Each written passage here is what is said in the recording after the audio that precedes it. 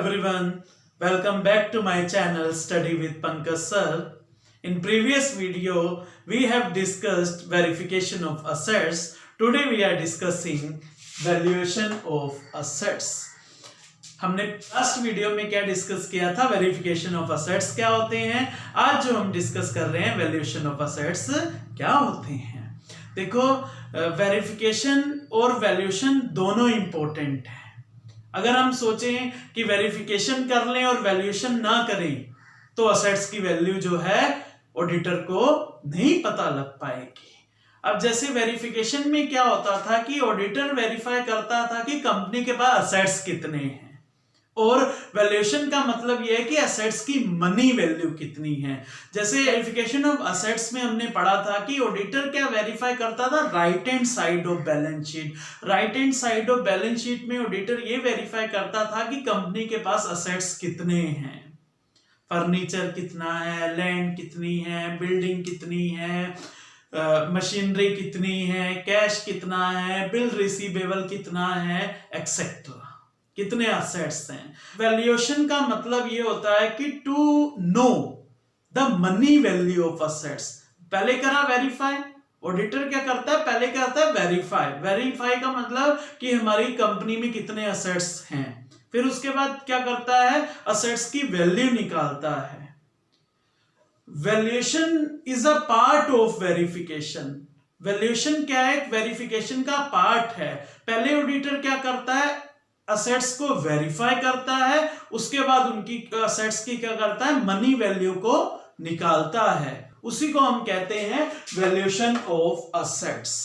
Valuation of assets is an important part of their verification, hence it should be studied as a part of verification and not separately. देखो, इसका मतलब क्या है, valuation of assets क्या है, एक important part है verification का. वैल्यूएशन क्या है, एक वेरिफिकेशन का पार्ट है. इसको हम अलग अलग ना समझे. अगर हम इसको अलग अलग समझेंगे कि वैल्यूएशन अलग है, वेरिफिकेशन अलग है, तो ये हमारी गलती होगी. तो पहले ऑडिटर क्या करता है, बैलेंस शीट की राइट हैंड साइड को वेरीफाई करता है कंपनी के पास असेट्स कितने हैं, और उसके बाद क्या करता है, वेरीफाई करने के बाद मनी वैल्यू निकालता है. क्या ऐसा पॉसिबल है कि जो हमने 2018 में बैलेंस शीट बनाई थी उसमें असेट्स की जो वैल्यू थी, आज 2021 में अगर हम असेट्स की वैल्यू कैलकुलेट करेंगे सेम होगी?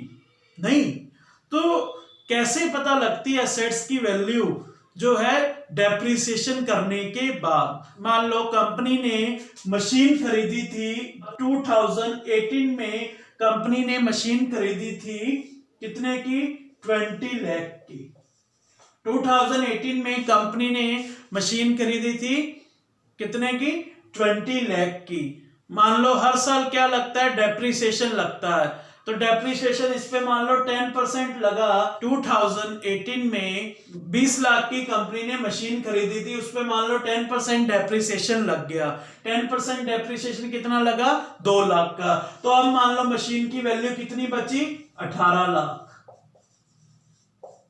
मशीन की वैल्यू अब कितनी बची, 18 लाख. तो कैसे पता लगा मशीन की वैल्यू 18 लाख बची है, जब ऑडिटर ने क्या करी, वैल्यूएशन करी. तो सब पहले तो वेरीफाई करा होगा कि हमारी कंपनी में मशीन है, उसके बाद क्या करी, वैल्यू निकाली. मान लो 2018 में मशीन 20 लाख की खरीदी थी, उसमें 10% डेप्रिसिएशन लगा, तो 2019 में उसकी वैल्यू कितनी हुई, 18 लाख हुई. 10% डेप्रिसिएशन कितना लगा, 2 लाख लगा.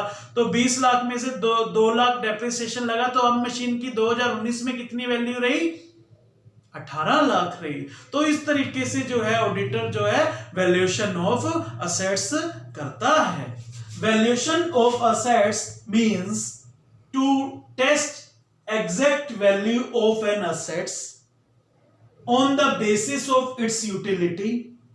It is actually ascertainment or measurement of money value.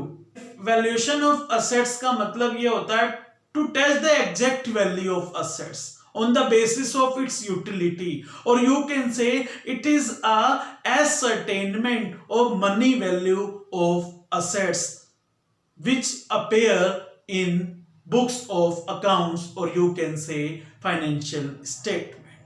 Valuation का मतलब यह होता है कि असेट्स की एक्चुअल में मनी वैल्यू कितनी है, किसके बेसिस पे चेक करते हैं, on the basis of its utility. जब हम डेप्रिसिएशन लगाते हैं तब हमें एक्चुअल में असेट्स की वैल्यू पता लगती है। नीचे लिखा भी है, देखिए, normally valuation is done after deducting depreciation, कि जो वैल्यूएशन होता है डेप्रिसिएशन के बाद पता लगता है असेट्स की वैल्यू कितनी है। जैसे हमने एग्जांपल दिया था कि मान लो 2018 में मशीनरी जो है 20 लाख की खरीदी थी, तो उस पर 10% डेप्रिसिएशन लगा, तो 10% ईयरली डेप्रिसिएशन लगा, तो कितना डेप्रिसिएशन हुआ, 2 लाख। तो अब 2019 में मशीनरी की वैल्यू कितनी होगी, 18 लाख। तो हमें कैसे पता लगी, जब हमने क्या करा, वैल्यूएशन ऑफ असेट्स करा, तभी जो है हमें मशीनरी की वैल्यू पता लगे कि 2019 में मशीनरी की वैल्यू कितनी है, 18 लाख है। So valuation means to test the exact value of assets on the basis of its utility, which auditor must show in the books of accounts, or you can say in financial statement. The following are some of value used in valuation of assets. Valuation of assets में कुछ values को auditor use करता है, तो वो कौन कौन सी value है। फर्स्ट आता है कॉस्ट प्राइस। प्राइस का मतलब होता है कि कितने का असेट्स खरीदा था पहले। जब मान लो जैसे हमने कोई भी असेट्स लिया है तो वो कितने का खरीदा था, डेप्रिसिएशन लगाने के बाद अब असेट्स की कितनी वैल्यू हो गई है। तो ऑडिटर किससे अलग अलग वैल्यूज को यूज करके जो है ऑडिटर क्या करता है, वैल्यूएशन ऑफ असेट्स करता है। जैसे पहला कॉस्ट प्राइस। कॉस्ट प्राइस का मतलब ये है कि कितने की कोई भी असेट्स खरीदा था और अब उसकी कितनी वैल्यू है। सेकंड आता है रिप्लेसमेंट वैल्यू। रिप्लेसमेंट वैल्यू क्या होता है कि कोई असेट्स कंपनी जो है दूसरे असेट्स से रिप्लेस करती है। तो मान लो हमने कंपनी क्या कर रही है, मशीनरी और फर्नीचर का रिप्लेसमेंट कर रही है।